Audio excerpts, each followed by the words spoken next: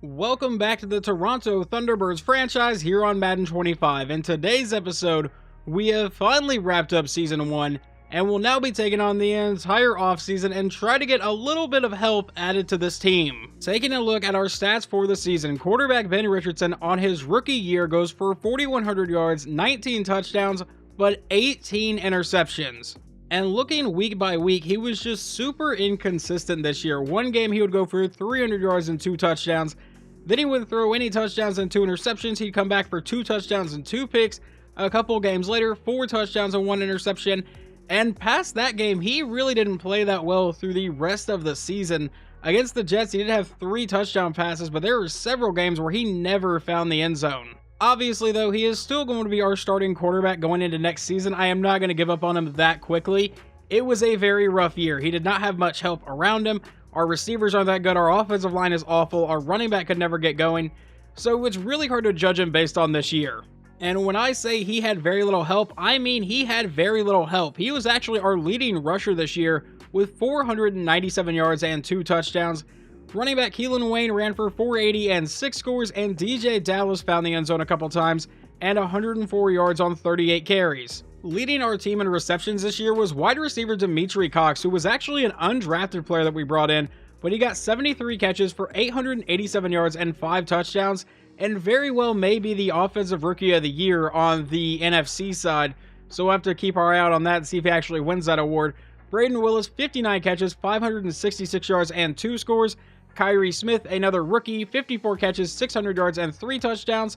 Tyquan Thornton, who came in like halfway through the year, 52 catches, 706 yards, and 3 touchdowns. He was actually a really nice weapon for us. Matt Skandrick never found the end zone. Justin Shorter got a couple touchdowns, and DJ Dallas actually caught 3 touchdowns. If you watched most of this season, I would say it's not really a shock at all that Tracy Wilcox is the guy to lead our team in tackles with 123. It feels like he led nearly every game in tackles for us. Tackles for loss goes to Amari Barno, who played really well for us. He also leads the team in sacks with 7.5. Kyle Phillips came away with 6. John Rodriguez, an undrafted free agent, came away with 5.5. Adam Butler got 3, and then a couple people got 1, and then a couple more with half a 1. But the most interceptions is a 3-way tie between Tracy Wilcox, Frank Ware, and Will Harris. And then the following players got 1. Kyle Phillips, our defensive end, still have no idea how that happened. Caden Stern got 1. MJ Stewart got 1. Jaleel Torrance got 1. And Shaq Wolf and Jeff Clements both came away with 1. And I forgot to mention on these sacks, it actually does not look like he is here. But Dimitri Cox came away with a sack on the season. For whatever reason, it was a couple episodes ago, we were playing the Patriots. And right before halftime, I went to jump in. And it put the Patriots defense on offense and our offense on defense. And Dimitri Cox came away with a sack. For whatever reason, it's not on the stat sheet though. Our kicker, Sam Haynes, was actually really good for us this season. 26 of 27. I believe he only missed like the first field goal of the year or something. And it was an incredibly long field goal try. I think it was from 50 plus. And yeah, that's the only one he missed. 4 of 5 from 50 at least. And then what about punting? How many times did we punt the ball? A total of 55 times. Let's go see how that compares to the rest of the league. Well, it's definitely up there, but it is not the top of the league. That would go to the Saints, who had to punt the ball 63 times. On kicking, were we the most accurate kicker in the league this year? Despite Eric Diaz, who went 100%, yeah, Sam Haynes 96%. Leading the league in passing yards this year is Patrick Mahomes with 4,728. And something's wrong with the simulation. I am an Eagles fan, but I don't really ever see Jalen Hurts throwing for 4,700 yards in a single season. That is a little bit absurd.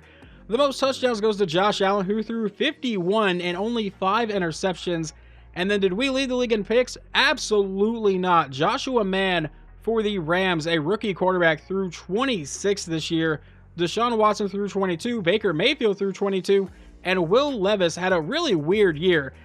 Close to like a Jameis level year. 33 touchdowns, 22 interceptions, almost 4,300 yards. Pretty solid year, I would say, for him.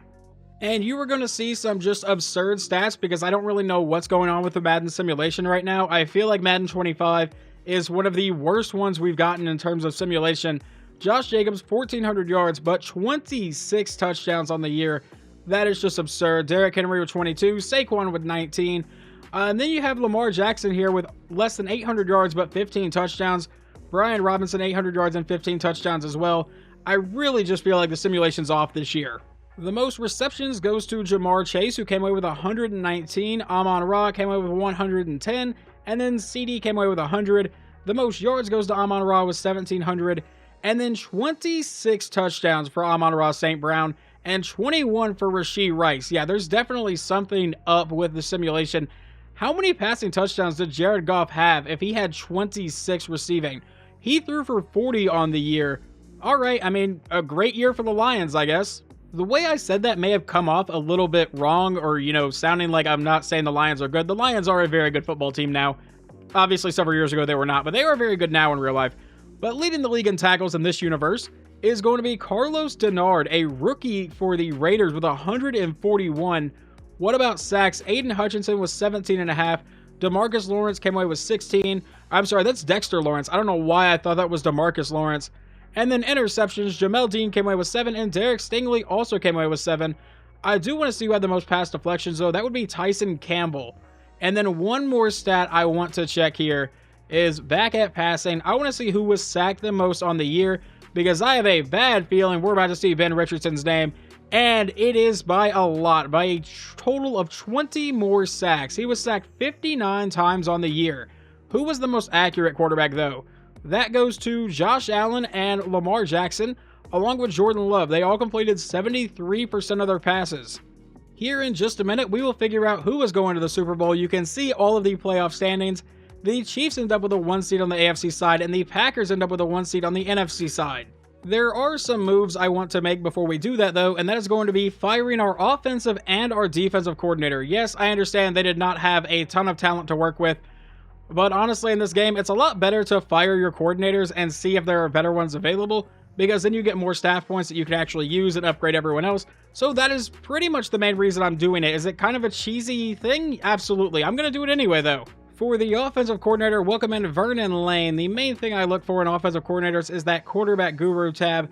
And then for defensive coordinator, I really just look to see if they already have a lot of things unlocked, and he does, along with a defensive scheme of base 4-3, which I believe is the scheme we have actually been running. The only thing this mock draft confirms right now is that we hold the #1 pick in the draft. As of right now, I have no idea who I am taking, or if I'm even going to use this pick, or if I'm going to end up trading it away. Obviously, this team needs a lot of help, so if I can get a first-round pick later and a second and a third later in this draft, because there is some talent that I like later in the draft as well, then I might be doing that. But we'll decide that once we actually get to the NFL draft, especially after free agency. And this season's Super Bowl will be a rematch of Super Bowl 27 and 28 between the Buffalo Bills and the Dallas Cowboys. Maybe the Bills can finally win a Super Bowl here. However, before we find that out, I do want to look at the Pro Bowl roster and see if any of our guys made that list. Obviously, I don't believe any of our quarterbacks are going to make this, nor our running backs are going to make this. Honestly, we may not have anyone on this list at all. If I skip over anybody, I do apologize. I'm not 100% familiar with most of the names that are starting on this team. They're just not very good. So far, absolutely nobody from our team is on the NFC side here, and I highly doubt we're going to have anyone until we get down to kicker. Our kicker may have been voted to the Pro Bowl, and I guess we're going to see that here in a second, and no, it actually goes to Jake Elliott. So, yeah, we get absolutely nobody in this year's Pro Bowl. That is awesome. Let's just move on from that as we now take a look at the season awards. Josh Allen wins NFL MVP. Not much of a shock after we saw his stats, even though Jalen Hurts put up some crazy numbers as well. And the Coach of the Year goes to Joseph Wells in Green Bay. So I guess they have moved on from LaFleur, which is a little bit shocking, but their coach in his first year wins Coach of the Year, so I guess that's good. The first thing I want to do is take a look at the AFC awards, and then we will check out all of the NFC. But the Offensive Player of the Year goes to Josh Allen. Defensive Player of the Year goes to Chris Jones. Offensive Rookie goes to Dalvin Adams for the Colts. Defensive Rookie goes to Carlos Denard for the Raiders. Not much of a shock. He led the league in tackles. Best Quarterback goes to Josh Allen. Best Running Back goes to Derrick Henry. Best Receiver goes to Rashee Rice. Best Offensive Line goes to Creed Humphrey. Best D-Line goes to Chris Jones. Best Linebacker goes to TJ Watt. Best Defensive Back goes to Derek Stingley. And the Best Kicker goes to Jason Sanders. Now for the NFC side, Offensive Player of the Year is Amon-Ra St. Brown. Not a shock after we saw his stats. Defensive Player of the Year goes to Aiden Hutchinson, so the Lions just take both of those. Offensive Rookie of the Year goes to Austin Bell. So neither one of our guys, or none of our guys, win it. And I would assume it's because of the way we finished the season. Dimitri Cox wasn't really involved in the last few games. Ben Richardson kind of had a meltdown the last couple of games. So unfortunately, we missed out on our chance to win those. But Austin Bell and Stewart are both in the Super Bowl. But Defensive Rookie of the Year does go to Tracy Wilcox. So we at least get that award. Best quarterback goes to Dak Prescott. Our guy's not going to make this list at all. Yeah, no chance our guy makes the running back list. That goes to Josh Jacobs. Best receiver goes to Amon-Ra. Once again, no one on our team makes that. Best offensive line. Yeah, I don't think our guys are going to make any of these lists, except for our kicker might be on the best kicker list. But anyway, best offensive line goes to Tristan Wirfs over in Tampa. Best D-line goes to Aiden Hutchinson. Best linebacker goes to Micah Parsons. Varno does make that list, though, so he ends up in 4th place on that. Best defensive back goes to Jamel Dean. No one on our team is going to make that. Best kicker does go to Sam Haynes. I was actually a little bit worried it was going to go to Jake Elliott since he was the one selected to the Pro Bowl for some reason. Maybe it's just because he's actually on a good team. But yeah, that's a little bit weird. And for winning that award, Sam Haynes has gotten 3 skill points to use. Let's take a look at his ratings. He's still a 77 on kick accuracy. Also, is he now a star depth trait? Yes, he is. Okay, so we're going to go ahead and burn all of those on accuracy. We'll see exactly what he gets here. The first one's going to be +1 to kick accuracy. What about the second one? Can we get more than just a +1 or no? +2 to kick accuracy. All right, that's pretty good. And then what about this final one? Can we get another +2? Yes, we can. So he actually gets a decent boost there and now has 92 kick power and 82 kick accuracy. And the Buffalo Bills have finally won their franchise's first Super Bowl as they get a 24-21 victory over the Dallas Cowboys. The Super Bowl MVP does go to Josh Allen, and you can see all of the group yearly awards on the side. I still don't know why they separate them in one screen, and then on this screen they're all just one award. In real life, it's, one award for both conferences. You don't get an NFC and an AFC Offensive Rookie of the Year. I don't know why they do that, but it's whatever. We do end up with a few retirements here at the end of the season. Pat Elflein retires after only 9 years in the league. Gabe Jackson has retired, and Joe Flacco has retired. Now for the rest of the league, DeAndre Hopkins has retired, a member of the Vikings. Ahkello Witherspoon is gone. Greg Zuerlein and Geno Smith have both retired. Derrick Henry has retired after only 10 seasons in the league. Kyle Van Noy has retired. We already knew about these. Preston Smith, Bobby Wagner, Stephon Gilmore, and Graham Glasgow have all retired from the Lions. Thomas Morstead and Tyron Smith both retired from the Jets. Graham Gano retired from the Giants. Lane Johnson has retired from the Eagles. Matthew Judon retires, a Dallas Cowboy. Khalil Mack retires. Rob Havenstein retires. Cornelius Lucas and Garrett Bowles have retired from the Browns and the Broncos. And then just the free agents that retired: Melvin Gordon, Matt Hack, Tress Way, Blaine Gabbert, Mark Glowinski, Billy Turner, Jordan Poyer, Eric Kendricks, Jermaine Ifedi, Andy Dalton, Deshaun Williams, Adam Thielen. Any other big names? Jamal Williams, Nelson Aguilar. Not that Nelson Aguilar is a big name. I'm just an Eagles fan, so it jumps out at me. And anyone else here? Justin Pugh has retired. Jason Pierre-Paul, Max Garcia, Jesse Davis, and Terrell Basham. All right, so no one else of super big name. Let me guess. Y'all want me to lay out my entire offensive plan to you guys? Let's talk about the next few months. Yeah, you want me to lay out my entire offensive plan. What is your plan for the upcoming offseason? To get better, I guess. There is no specific plan as of right now. I really don't have anything to add to that. We're just trying to... What do you mean, no plan at all? Our plan is to get better. I don't really know. I haven't thought about it yet. I mean, I definitely have. I don't like the way some of these questions are worded. It really, really feels like it's just dumb questions. Obviously, I have a plan going into the offseason, but it's nothing absolutely crazy. My goal is to literally just add people to this team that don't completely suck. Coach, my agent's been telling me that my #1 motivation should be something. I don't know. I didn't have enough time to read it. What is your motivation? So this is Barno. I don't want to pay income tax. I don't know if Toronto has that. I don't want you to change. I'm just going to say that. Sure, we'll go with that. I don't know why I'm getting a random player meeting. Trust gain. You were in charge of this player by accepting who he is. His morale has increased by 20. All right, cool. Will you sign a new contract now, though? We kind of get to go into the offseason with unlimited money. We have $276 million in cap space, and we have 44 players ready to negotiate their contracts. I obviously re-signed some guys throughout the season. And I don't really expect to bring like a ton of these guys back. I am going to go through and make sure there's no one else I want to offer a contract just to see if I can get him to stick around, if I like the way he developed or I like what I saw on the field. But obviously, a lot of this team is going to look different next year. The very first guy I'm going to try to bring back is wide receiver Tyquan Thornton. I am cool with this 2-year offer that the game wants to give him right now. That's just a neutral medium risk contract offer. So Tyquan Thornton, it will be testing for agency. All right, that's cool. Fine. I'm definitely not wanting to bring you back. Well, with him turning down my contract offer, that is the only receiver I really wanted to offer right here. So everyone else will be going into free agency. We obviously may be trying to bring a couple of these guys back, but as of right now, we're not retaining any of these receivers, along with we're not going to be retaining either of these running backs or any of these running backs, actually. We're going to let all of them go into free agency. And quarterback, you saw that Joe Flacco retired. Well, Taylor Heineke's contract is up, and we're going to let him hit free agency as well. He does not have a ton of interest in coming back here, and honestly is not super highly rated, but I will offer Justin Shorter a 1-year deal with 1.5, and he will be coming back. So we have our starting tight end with Braden Willis and our backup with Justin Shorter. How about center Cade Mays, a 1-year offer? Actually, you're only 27 years old. How about we give you a 2-year offer? Up the money just a bit. Will you take that? No, he would like to play for a new team. Out of all of our right tackles, let's try to bring back Ralph Havenstein on a 1-year deal. He's only 24 years old, and he will actually re-sign, so we at least get to keep him. Now, John Rodriguez actually had a pretty solid year for us, but he doesn't have a lot of interest in coming back because he wants a franchise QB. Apparently, our quarterback does not have that tag.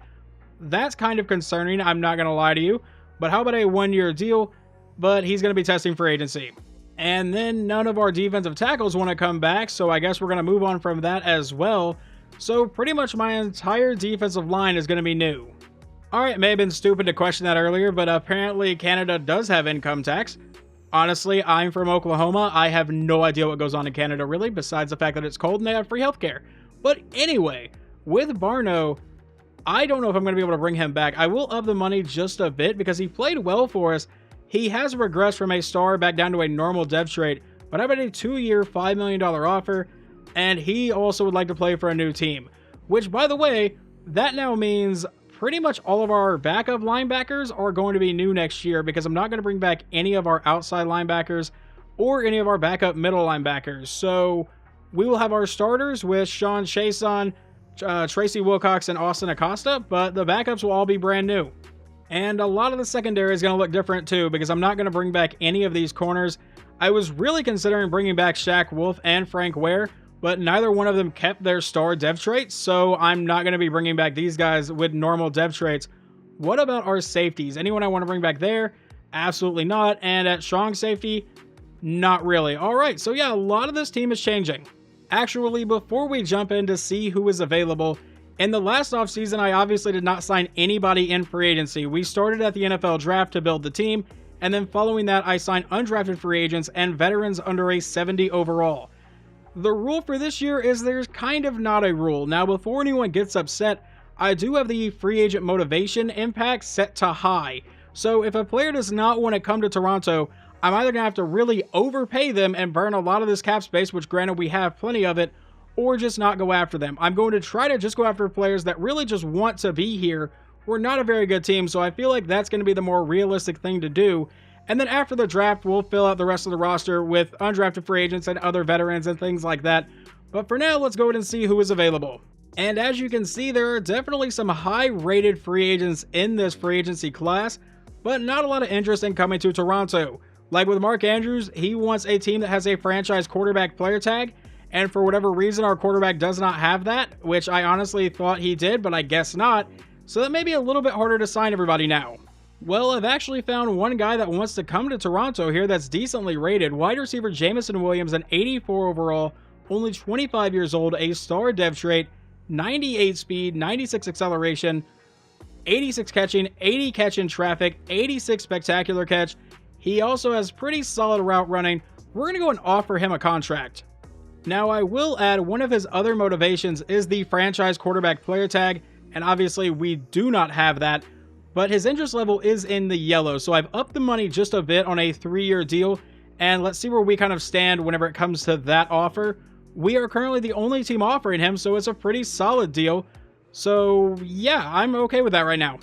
We have another decently rated guy that actually wants to come here. Now, Damian Lewis is already 29 years old and 80 overall with a star depth trait, but I'll offer him a 2-year deal to see if he can actually end up in Toronto here. Are we the only team offering him? Yes, we are. There are actually a few corners that want to come here right now. The highest rated one is Dax Hill. So let's see if we can offer him a contract. Only a 2-year deal. He is a scheme fit. 25 years old. How about we up that to a 3-year deal? And I up the money just a bit. And we're going to be pretty highly rated on that list, I imagine. Yeah, we are currently the top team offering him. I am also going to be throwing an offer at defensive back Jalen Watson. Only a 2-year deal here for him. And we'll see where we stand on that. Obviously, we need a lot of help in the secondary. And right now, we are offering more than the Giants are. At least he's interested in us more than the Giants. Looking around at the rest of our positions of need, there is Rasheed Walker here. We obviously need a left tackle. I'm willing to offer a 3-year contract. Obviously, be paying him a lot of money to come in and be an 83 overall left tackle. He doesn't have really any interest in coming here, though, so I want to see where we stand. Right now, we are actually above Denver on his top offers. That is all 5 offers I can do here in the first stage of free agency, so let's go ahead and do the evaluation period and see if any of them sign. They are all gone, and they have all decided to sign with us, so I feel like we just got a bit better. Now, obviously, here in the second evaluation period, there are still some pretty big names like Travis Kelce, who is a superstar X-Factor. He's a scheme fit for us, and there's 3 teams going after him, but we are not going to be trying to throw a lot of money at Travis Kelce. That is for a team that is trying to win now, not a team trying to rebuild. So the guys that I have offered are defensive end John Franklin Myers, right tackle Evan Neal, middle linebacker Kenneth Murray, right guard Tristan Colon, one of the two, and then strong safety Kobe Bryant. Most of these guys would probably immediately be the starter. The only one that would probably be a backup is Kenneth Murray, and I may be able to move him to outside linebacker should we need to. But let's see if we get any of these guys. We end up landing 4 of the 5. So we get John Franklin Myers, Kenneth Murray, Tristan Colon, and Kobe Bryant. The only one we have not gotten yet is Evan Neal. Now, he did originally want a 2-year deal. I think I bumped it down to 1. So how about we just go back to a 2-year deal? We'll see if he takes that. He is only 25 years old. There's still a chance I could develop him into a pretty solid tackle. In this third eval period, there's still several veterans available, but we're not going after any of them right now. Over to our targeted list, we have Zach Sealer, who is a defensive end. Then we have defensive tackle Javon Hargrave. Right tackle Evan Neal is still here. Running back Keaton Mitchell, who we are having to massively overpay to try to beat out the Giants. I'm going to really hope that we can get him. And then free safety Juan Thornhill. Obviously, we're now reaching the stage where a lot of these guys don't want to come to Toronto, so I'm having to give them a bit of money to even consider it. We once again only got 4 of the 5, but we do land Zach Sealer and Javon Hargrave. We also did get running back Keaton Mitchell. I'm excited to have him. A scheme fit, star depth trait. He's relatively young at only 24, 94 speed.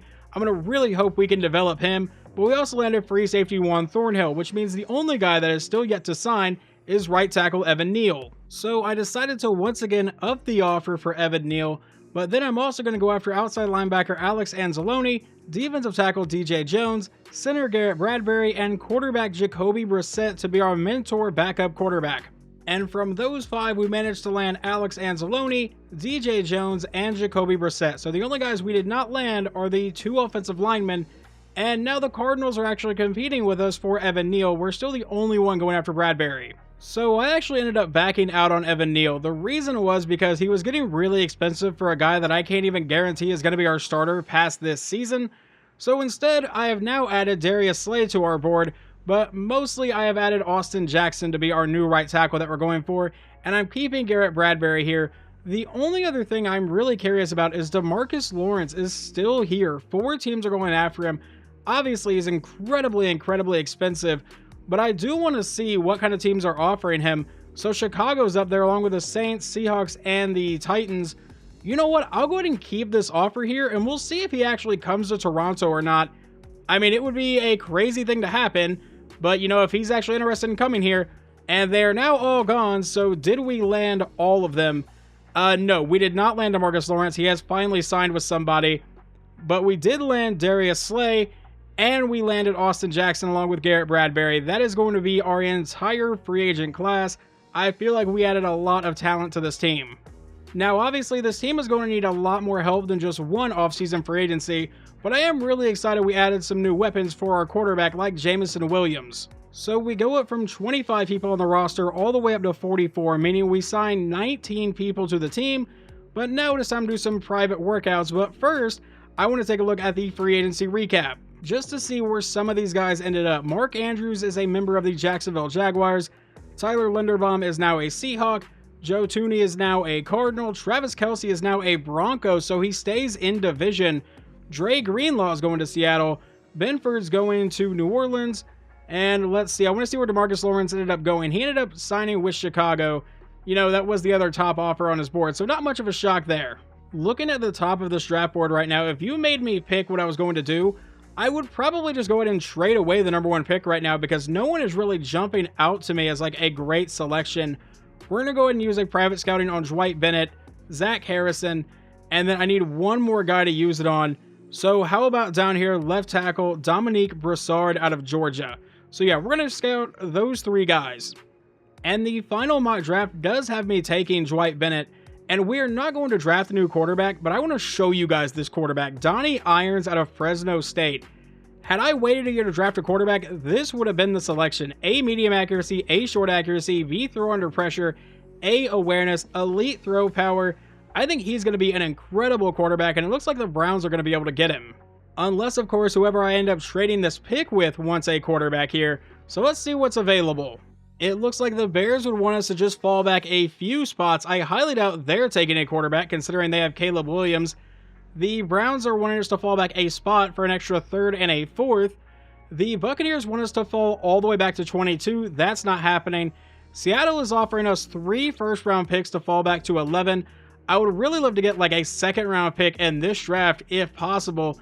Doesn't really look like a lot of people are offering me that. The Jets are, though. I would fall back to 6. I would pick up a 2nd-round pick and a 5th-round pick this year and a 1st-rounder next year.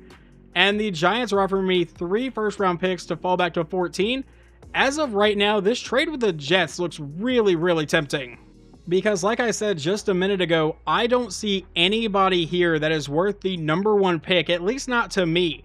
If I needed a quarterback, I think it would be obvious it's Donnie Irons. But I think we're just going to make that trade with the Jets. And I imagine they are trading up to take a quarterback. They bounced between Trey Lance and Kenny Pickett this season. So we are going to take this offer from the Jets. We will fall back to pick number 6. And I want to see exactly who the Jets have traded up to take. I imagine it is going to be quarterback Donnie Irons. And that is exactly who it is. So they jumped Cleveland to get their franchise quarterback. And I am really curious to see how good he is. So I have spent a lot of time here with the number 6 overall pick in the draft, and there is just no one here that I'm absolutely in love with still, really, even for the number 6 overall pick. So what I'm going to try to do is trade this pick away. The problem is no one really wants to give me a 1st-round pick this year. Like Seattle's offering their next 2 first-round picks and a 2nd-rounder next year. The Saints are offering me their 1st-rounder this year, but then also a 6th. I feel like to fall back 7 spots, I should get more than a 6th-round pick. The Packers are here with pick number 28 and a 1st-rounder next year. The Falcons are offering their next couple 1st-round picks. The Eagles are offering this year pick number 27 and a 3rd. That's kind of tempting. And a 1st-rounder next year. But Philadelphia is never really bad in simulation. I have been trying to trade to Seattle for a while. The key point of this trade is pick number 6 for pick number 11 and a 1st-rounder for next year. Obviously, that's not... I mean, it's getting kind of close. But I really can't offer a ton more than that, and they're wanting a bit. Let's move on to someone else. We're going to move down to the Pittsburgh Steelers and see if they will take this trade to move it from 15 all the way to 6. All you have to do is give me your 1st-rounder for next year, and they don't want to take that. Let's see if the Colts would take this. We would fall back 10 spots, but pick up a 1st-rounder for next year and a 4th-rounder this year, and it's not really that close. So how about we take off the 4th-rounder? And will you take that? No, you won't. Okay, so I don't really know if I can trade this without getting completely ripped off. I really don't want to trade in division, but let me see if I can work out a deal with the Saints.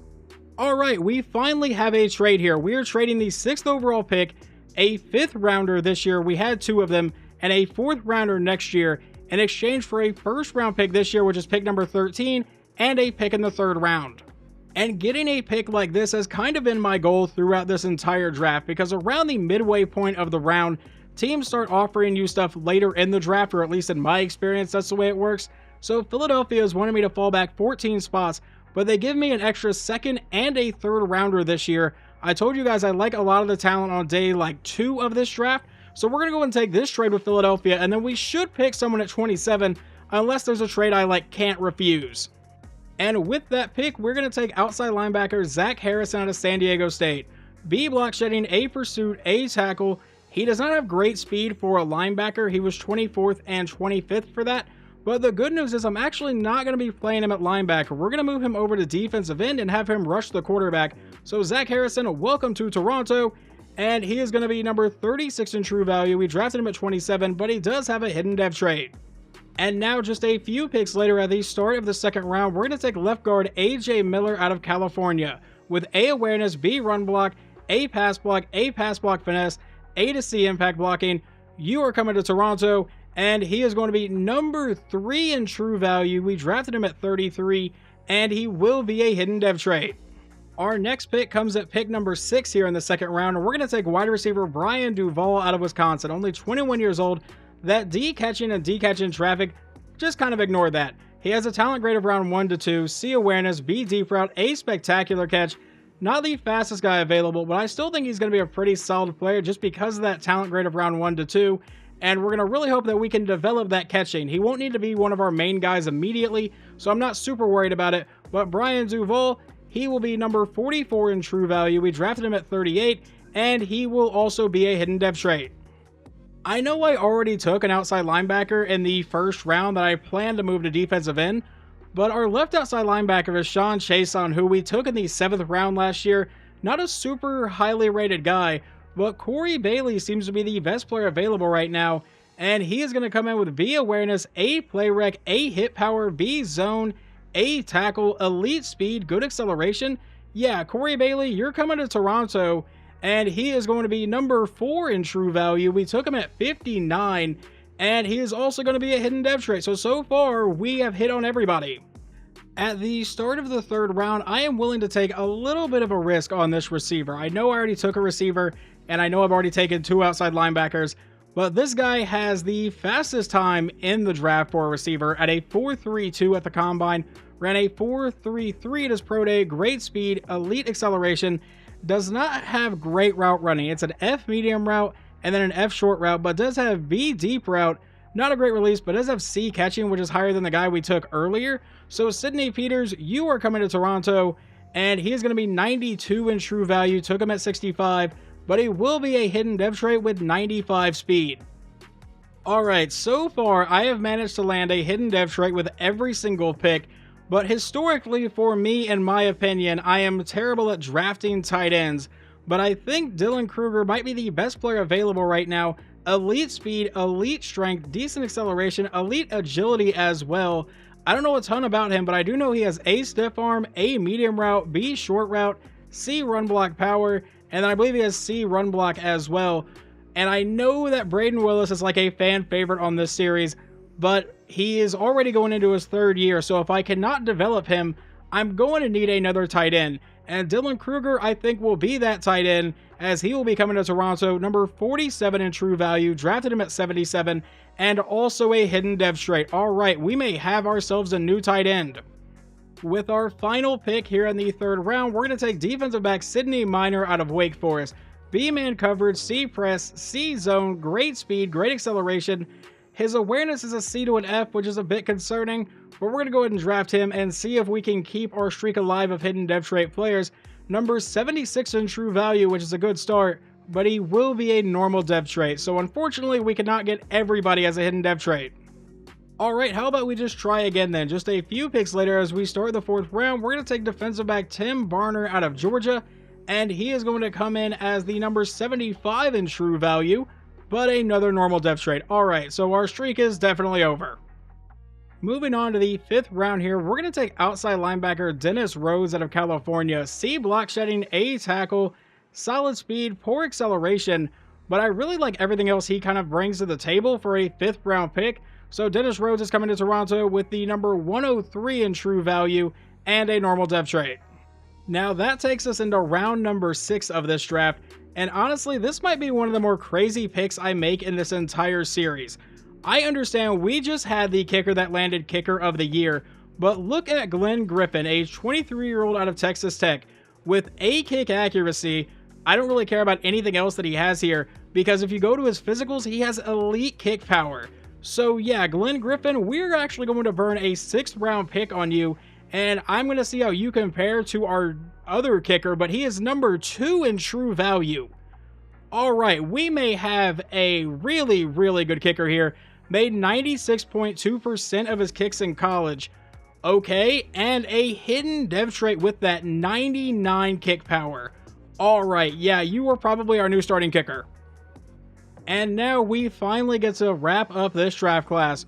We're going to use our 7th round pick on center Joseph Hobson out of Missouri, and he is going to come in as... Alright, I thought that he was going to say number 2 in true value. No, number 163 in true value. Draft him at 193, a normal dev trait. All in all, I think this was one of the best drafts I have ever had in a Madden series. And weirdly, I feel like the draft pick that's probably going to confuse a lot of people watching this is going to be the draft pick of kicker. But honestly, I have just never drafted a kicker in Madden 25. And I saw that one had elite kick power. Obviously, coming in with 99 kick power is going to be amazing. But let's take a look at this draft recap, because I want to see how well we really drafted. And yeah, this was an incredible draft. That kicker is a 77 overall. Yeah, he's probably immediately our starter, but we got our 74 overall outside linebacker, a 77 overall guard, a 73 overall receiver, a 77 overall outside linebacker, a 70 overall receiver, a 73 overall tight end, a 71 overall corner, a 72 overall corner, a 69 overall outside linebacker, a 77 overall kicker, and a 67 overall center. I am perfectly fine with this draft class, and I think it's really going to help out this franchise. Let's see who the best player in the draft was. I have a feeling, yeah, it is going to be quarterback Donnie Irons, who ended up going to New York. And honestly, I'm going to go into edit player because I want to see what his dev trait is, because he looked to be incredible with everything. So if we come over to player traits, he is a superstar X Factor quarterback.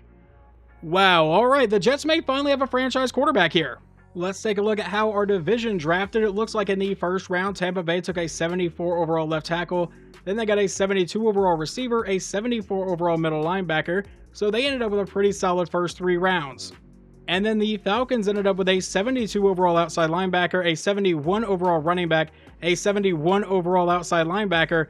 And then they got a 70 overall corner in round number 5 and a 70 overall running back in round number 6. So they also had a pretty solid draft. And finally, the New Orleans Saints took a 71 overall quarterback in the first round, but then they came back to take a 76 overall safety, then a 63 overall center, a 67 overall defensive tackle. So yeah, they had a solid first couple rounds, but they did not have a 3rd round pick. Oh yeah, that's right, because we took it. But either way, we'll have to most likely play against Brian Ramsey. That is going to finally wrap up this offseason video, though. I feel like it was a very, very productive offseason for us. In between episodes, I will try to fill out the rest of the preseason roster and do some of the training camp drills. Hopefully you guys enjoyed this one, and I will talk to you next time.